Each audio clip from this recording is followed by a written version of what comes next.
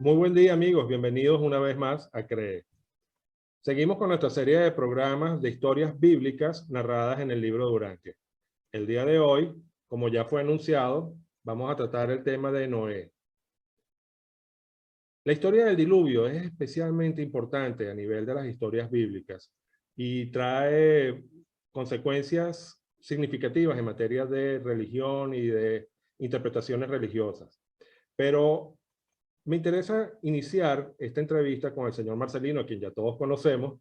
Me interesa iniciarla primero en la narración original o verdadera, o que nosotros creemos verdadera, de esa historia de Noé. Noé como personaje y el evento del diluvio. Pues doy nuevamente la palabra a nuestro amigo, el señor Marcelino Ramírez, desde Mérida, en Venezuela. Gracias, Marcelino, por estar aquí. Bienvenido. Muchas gracias, Fernando. Bueno, en primer lugar, pues doy gracias infinitas a Dios y a todo su equipo celeste por esta posibilidad nuevamente de compartir contigo y, por supuesto, con la gente que nos escucha. Y gracias también a ti, hermano, por esa cooperación y por esa disposición para que podamos compartir estos temas tan interesantes con todos y cada uno de las personas que nos están viendo y escuchando. Excelente, Marcelino. Bueno, como dije en la introducción del programa, ¿existió Noé? ¿Ese personaje histórico realmente existió? ¿Cuándo vivió, de acuerdo al libro de Urantia? O sea, ¿hace cuánto tiempo? ¿Y cuál es su historia? O sea, ¿qué pasó? ¿Realmente ocurrió un diluvio universal? Bueno, sí, de acuerdo a lo revelado en el libro de Urantia, hermano, efectivamente, nunca ocurrió un diluvio universal. Solo dicen los reveladores que la tierra estuvo cubierta de agua antes que surgieran los continentes, antes que surgiera la vida vegetal, pero nunca ha ocurrido un diluvio tal como se narra en el Antiguo Testamento de la Biblia. Sin embargo, ellos comentan que Noé sí existió.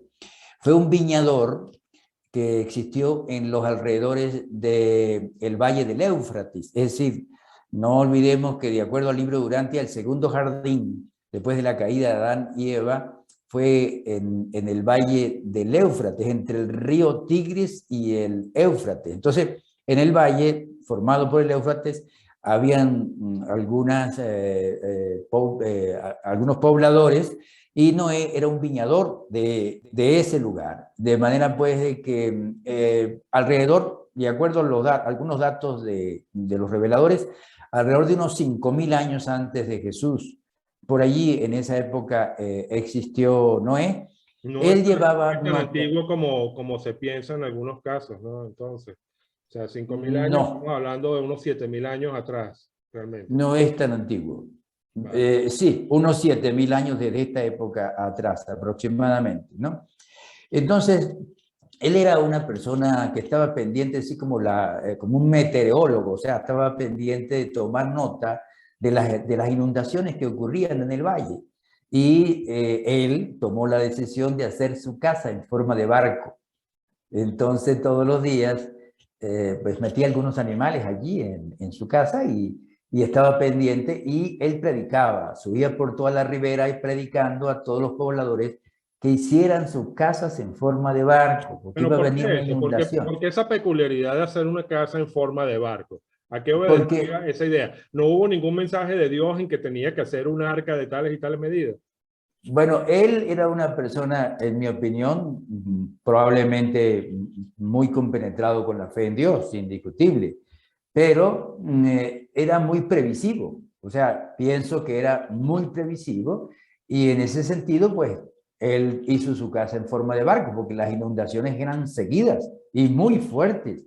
Entonces él predicaba siempre que hicieran sus casas en forma de barco y que tuvieran pendiente porque de verdad podía haber un riesgo allí muy grave. Y no le hicieron caso. Y entonces, en una de esas oportunidades, vino una inundación totalmente insospechada, extrema, y todos estos pobladores se ahogaron, excepto Noé, que quedó flotando con su casa en forma de barco. Entonces, sí existió ese personaje, ¿no? Vale, entonces no se trató de un diluvio universal, que de hecho los científicos hoy en día, ninguno creo que admite que haya habido en la Tierra un diluvio universal, cosa que parece de lo más lógica, porque los animales del continente americano, ¿cómo hubiesen podido llegar hasta Mesopotamia y haberse embarcado? Bueno, hubiera tenido alguien que llevarlos primero para allá, me imagino, ¿no? De tal manera que en sí mismo el tema con Noé fue que él decidió, él, previendo las inundaciones periódicas en el valle del Éufrates, decidió que lo mejor era prevenir y tener una casa en forma de barco, y en esa casa guardaba sus propios animales. Sí, algunos animales, dicen ellos, seguramente que algunos animales. Pero hay algo muy interesante, ¿no? Que es el hecho del por qué se encuentra esto en el Antiguo Testamento, ¿no? Sí, vale, te iba a preguntar eso. ¿Por qué? ¿Qué Ok. tiene esto para llevarlo a como una especie de historia de carácter religioso y forme parte de los libros sagrados o llamados sagrados como es el Antiguo Testamento? Sí, esto es verdaderamente fuerte y le pido me disculpen a todos mis hermanos y mis hermanas que, por supuesto, tienen una profunda fe en la verdad del Antiguo Testamento, con gran respeto hacia ustedes. Les quiero decir que los reveladores dan detalle de que en vista del cautiverio que sufrieron los judíos, los reveladores comentan que más de 25.000 judíos fueron cautivos alrededor del año 700, por allí, un poco más, un poco menos, en Babilonia. Entonces comenzaron a predicarles, pues, a los sacerdotes, a su gente, a sus congéneres, para que no se desestimularan, y entonces ahí exageraron una cantidad de aspectos referente a Moisés, una cantidad de milagros de Moisés. Y por supuesto también comentaron muchas de estas cosas que en algunos casos fueron certeras, en otros casos fueron muy distorsionadas. Pero después eso, ellos quisieron dejar por escrito esos aspectos de orden verbal. Y cuando dejaron por escrito esto, los sacerdotes que comenzaron a escribir ese Antiguo Testamento se encontraron con una traba muy grande y unas dificultades de la descendencia de Adán. Entonces, para conectarla con las descendencias muy posteriores. Y a uno de ellos se le ocurrió inventar pues el hecho de que había habido un diluvio universal y que se acababa con todo para poder comenzar a través de uno de los descendientes de Noé, que probablemente era Sem, ¿no? Y ahí vienen los semitas. Entonces, por esa razón quedó esto allí, o sea, como un invento, ¿no? Yeah. Entonces, Es una manipulación al final desde un punto de vista sí, religioso. Es una se forma habla de de que hacer creer que los descendientes de Noé, que forman parte de la jerarquía eclesiástica judía de la época, pues tenían derecho a gobernar o a ser sacerdotes o a controlar en cierta medida la población. Creo que tiene que ver algo con eso.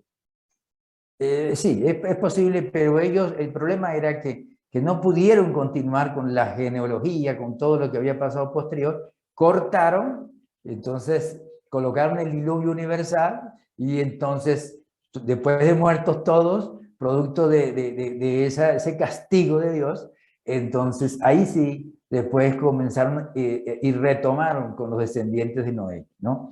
Vale, A partir de uno de ellos. Incluso perdón. Dices algo que me llamó la atención y que de hecho era una pregunta que quería hacerte en esta breve entrevista que estamos tratando el tema de Noé. Cuando hablas del castigo de Dios, ¿a ti no te parece que ese aspecto de un Dios castigador, un Dios vengativo, un Dios por una parte amoroso, pero por otra parte si te portas mal te daba lo tuyo? ¿No te parece que esa idea equivocada le ha hecho mucho daño a la humanidad a lo largo de milenios? Sí, es un error. Jesús vino a cambiar esa idea que se tenía del Padre y que estaba muy dentro de la religión hebrea de la época. Sí, es un error, Fernando, pero es un error mayormente involuntario en el sentido de que era la mentalidad de la época. Los profetas, por ejemplo, como Elías, como Jeremías, como Isaías, esos profetas avanzaron y trataron de dar a entender un Dios amoroso, pero la mentalidad de la época, incluyendo la misma mentalidad muy avanzada de Moisés, todavía creía en un Dios castigador, de alguna manera colérico, porque el caso era que había una antropomorfización, o sea, el antropomorfismo. Sí. Cuesta pronunciar esa palabra. O sea, un Es Dios bastante que lo complicado. un Dios antropomórfico, un Dios que lo humanizaba.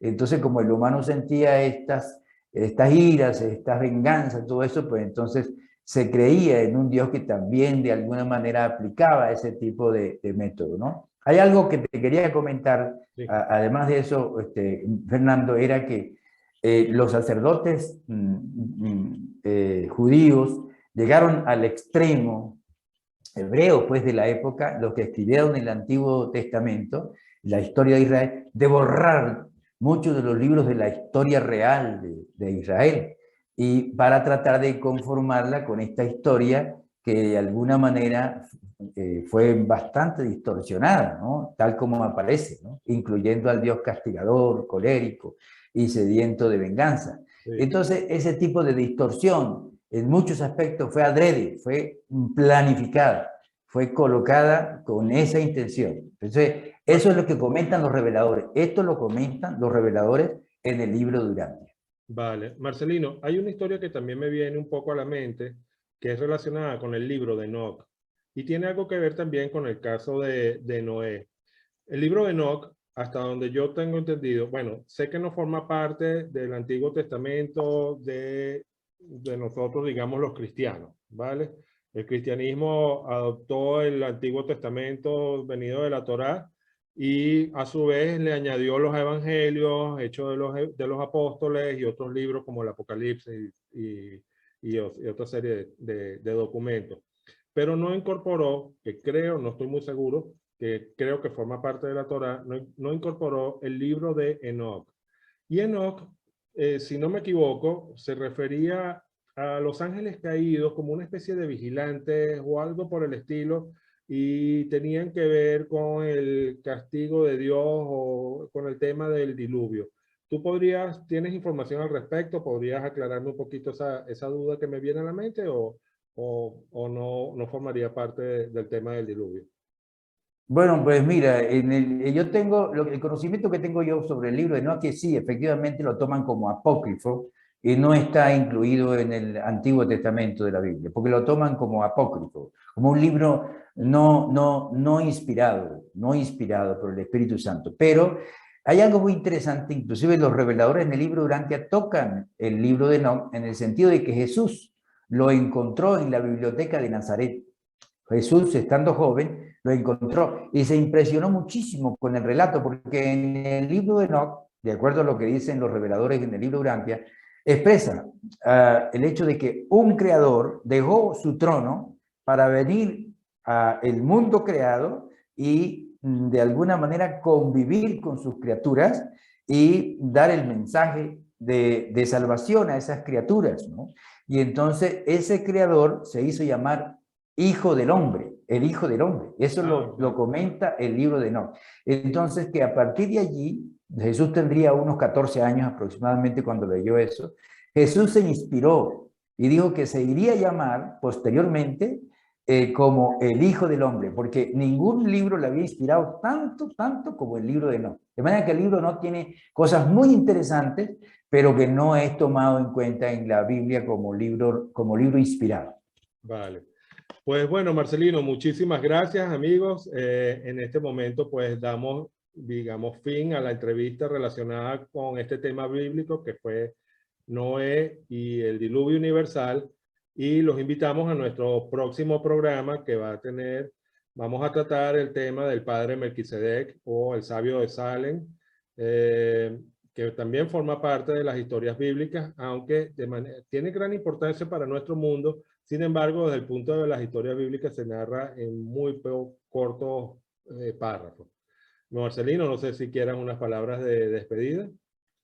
Bueno, muchas gracias, Fernando. Y bueno, nuevamente le pido a nuestros hermanos que nos escuchan, nos ven, que nos dispensen por estas cosas que son un poco fuertes, producto de que son verdades reveladas Y bueno, no tengamos ninguna duda de que la única verdad que es confirmada dentro de nosotros es la que nos da el Espíritu. No olvidemos conectarnos con el Evangelio de Juan, capítulo 16, versículo 13. Juan 16, 13, que dice, el Espíritu de la verdad, Él os guiará a toda verdad. Por encima de lo que diga la Biblia, por encima de lo que diga el libro de Urantia, por encima de lo que diga cualquier libro, está el Espíritu, porque el Espíritu es el que no nos engaña, dejarnos llevar siempre por ese Espíritu de la verdad, del Hijo Creador encarnado en Jesús, que nos va a conducir al Espíritu del Padre y nos va a llenar de verdad hoy, mañana y siempre. Muchas gracias, Fernando, y muchas gracias, hermanos y hermanas que nos han